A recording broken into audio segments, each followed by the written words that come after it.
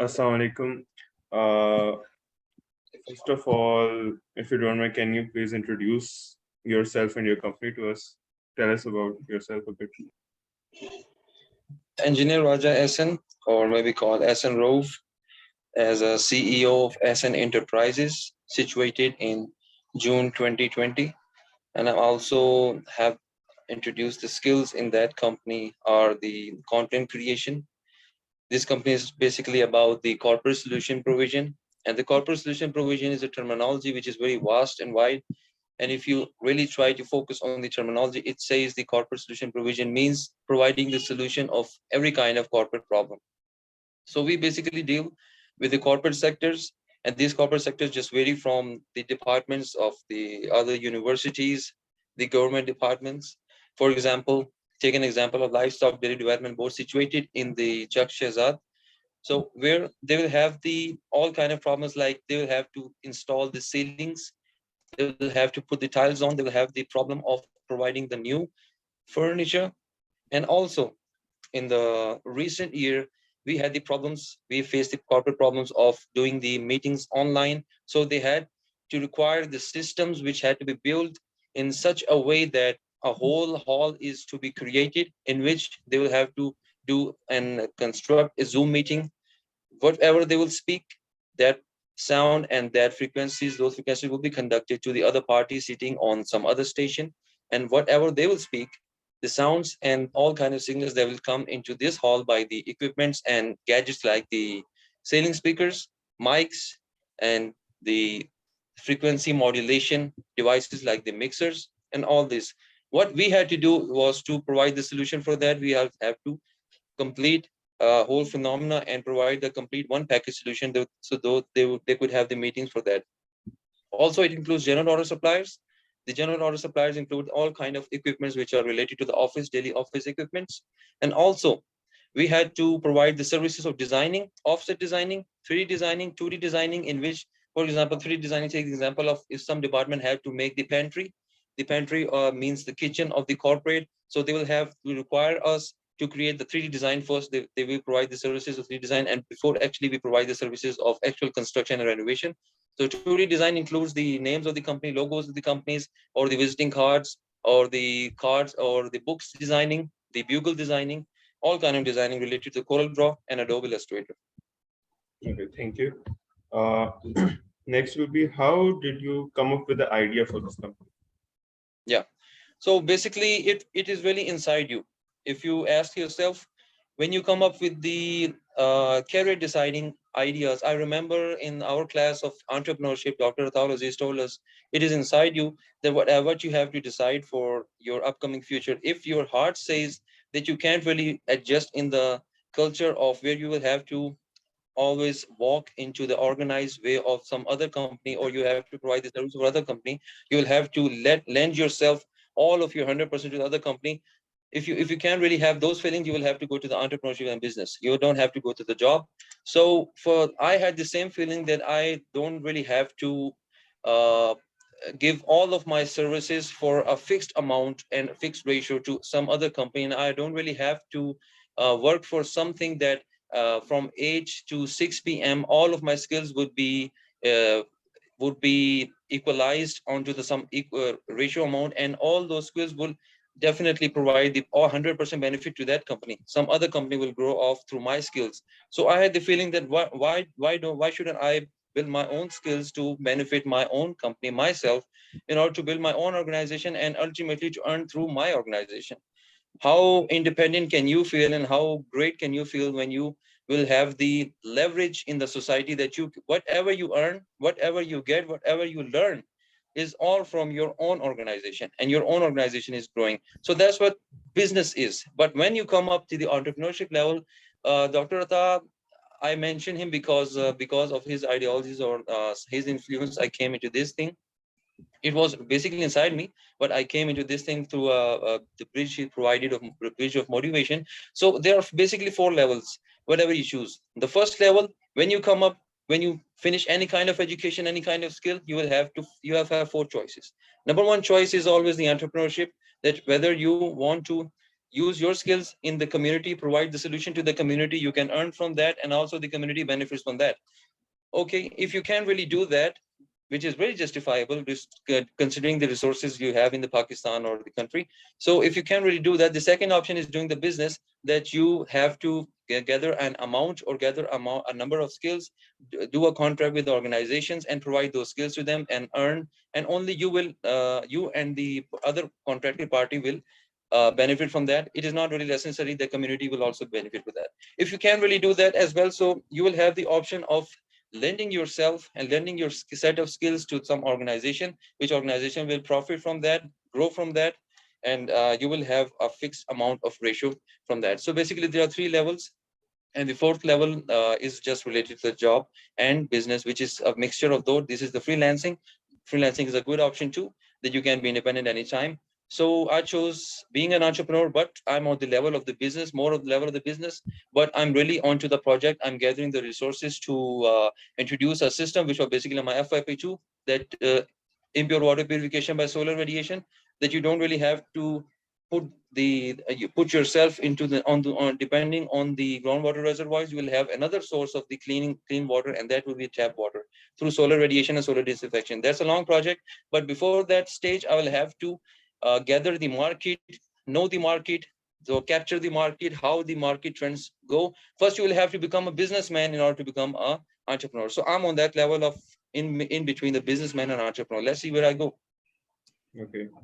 Uh, what problems did you actually face in the beginning stages of your company while you were setting it up? Yep.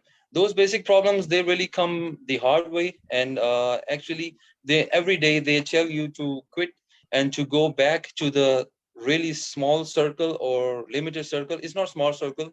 If whatever you do effort in any kind of field, you can get the fruits from, but a limited circle, which is doing starting your career from a job.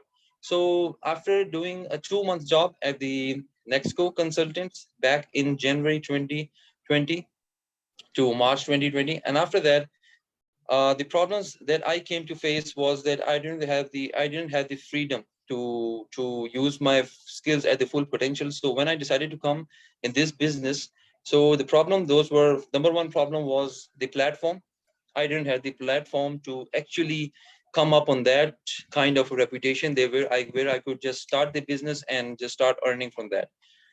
Second problem was that second problem was really we faced was the shortcoming of resources. In the business, you will have to need a lot of resources, to not only the financial resources, but the other resources where these resources include links, these resources include the exposure of market. These resources include your contracted department where you are already settled into that, and you have to, and you really depend on that department, that whatever I'm upon, I can profit from that department just by doing the quotations and giving them whatever they want. And but the good thing was that really motivated me to carry on was that already had the platform, a little platform of my uncles doing a similar kind of business. Only they are only limited to general order supplies, situated in the blue area, which I am sitting there right now. So I didn't have to pay the rent from the very start, but I got the advantage and motivation that I didn't really have to pay the rent. So I was basically starting rent free.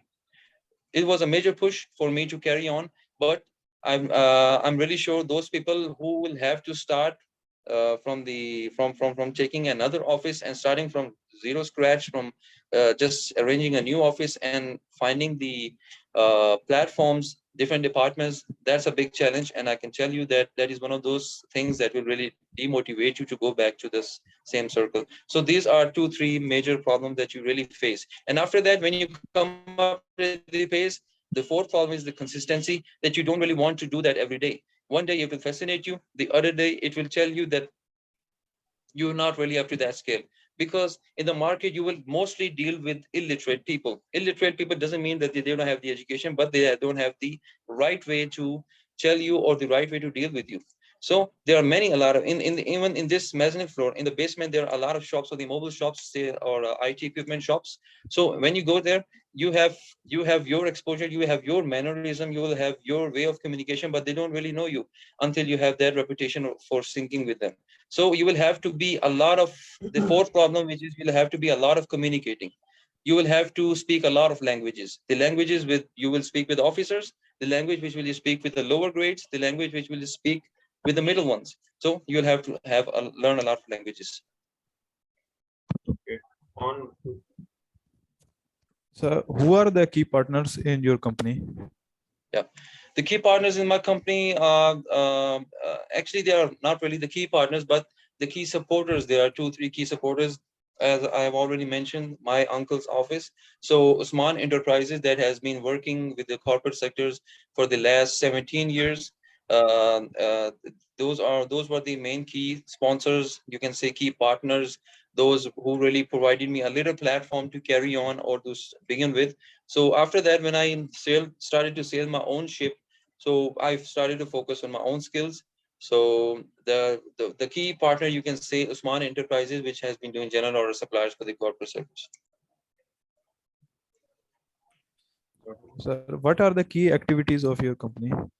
Yeah, as I already introduced a little bit, so key activities in the company, they are corporate solution provision, offset designing, 3D designing, 2D designing, general order suppliers, and general services providers, which can also include, I have also a second company which is named as Ahsan Autos, in which the corporate sectors which will have the cars or whole parts needs to for the repairment. I have a market exposure or links, so I can really directly send them to the specialized mechanics.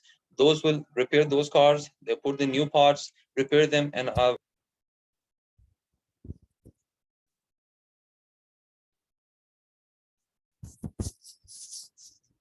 Sir, I think your mic is mute muted. opens. Okay. On next. Can you please repeat if you don't mind? पिछले वाले में आपका Sir, mute हो गया था. On the the key last question. activities. Yes, what are the key activities of your company? आपका Right, middle right. में mute The हो key गया. activities were general order suppliers, corporate solution provision, offset designing, 3D designing, 2D designing, offset printing, and also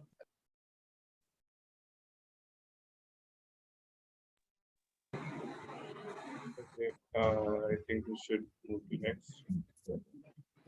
sir, can you tell us about the revenue stream of the company? yeah, the revenue stream of the company is really not really into an organized way, because I have just started for like 2 years. But you can say in the 6 months statements, in the 1 year statements, it is in the millions, and you can guess, you can get and do the math that I always usually get 10 to 15% in those months. That Okay. is the general ratio of the profits. Okay. Can you tell us about the industry your company works in and the growth of that industry?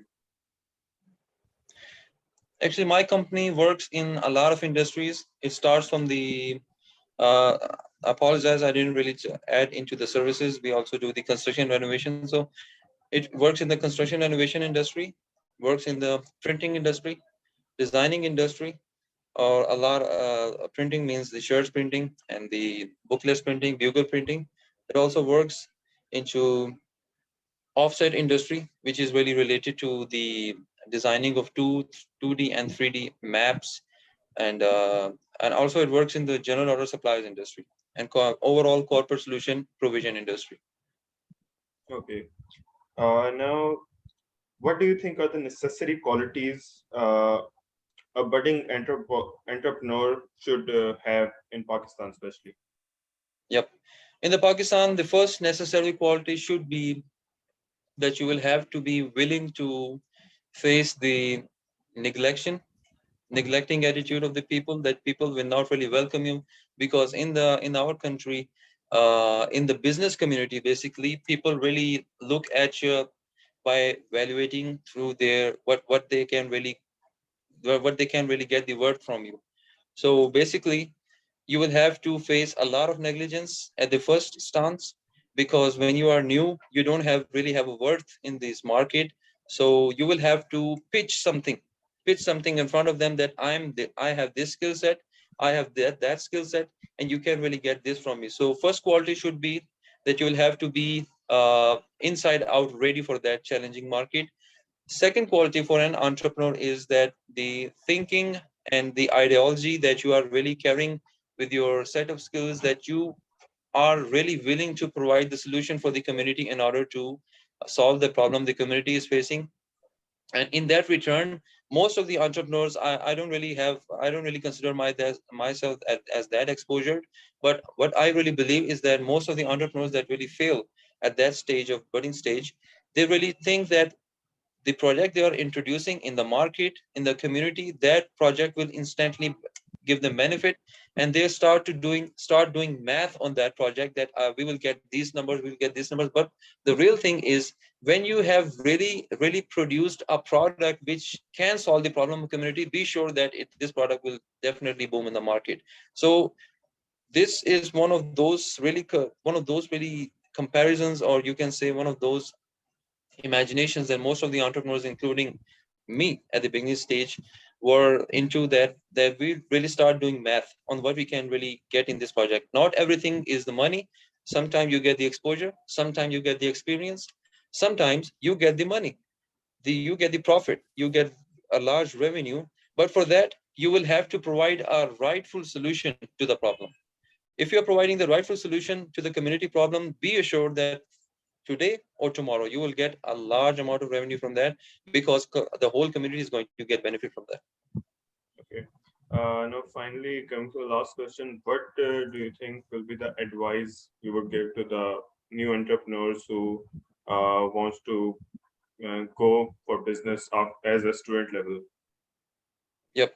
The advice I want to give is that use all of your resources into the rightful way, because what mistakes I did in the first 2 years, I don't really want you to repeat them. If it is inside you, if you really think that you cannot join the 99% circle and you can come into the 1% circle, you will have to be brave for that. And second thing is, you have to believe yourself day in, night out. Sometimes it will be tears, sometimes it will be tears of joy as well, sometimes it will be goosebumps, sometimes it will be just a dreadful muddy ride for that, because you are stepping into the mud hole of a lot of crocodiles out there.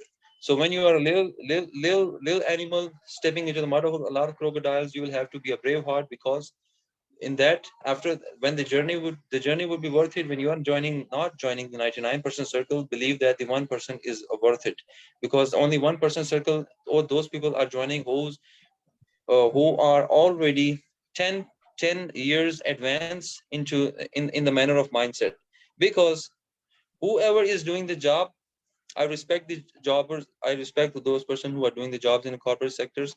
But when you will ask them, what would you be doing after 10, 15 years? Believe me, more than 50% of them would say that we will start our own business by gaining those resources, by getting this, by getting that. If you are starting from the scratch, if you're selecting the business or entrepreneurship at the first stage, believe me, you are already 10 to 15 years advanced from them. Not in the money manner, okay, it's all right, not in the money matter, but you are mentally advanced from them. If you have this kind of courage inside you, you will really have to proceed that, because you are going to get the fruits after 10 to 15 years, and you will have make a name in the community, and you will make a difference, because you will have your own organization. And most of all, you will be mentally free, 110% profiting from your own organization. You will not be answerable to anyone, and you will have the freedom of speech for that, because you are not really answerable to your boss. Basically, you are not really putting the stake on of some company you are doing job, because 110% what you will speak, you will have 110% authority on that. So if you want to live that kind of leverage, you will have to leave the 99% circle and join the 1%, but with all those difficulties and challenges I mentioned. Okay.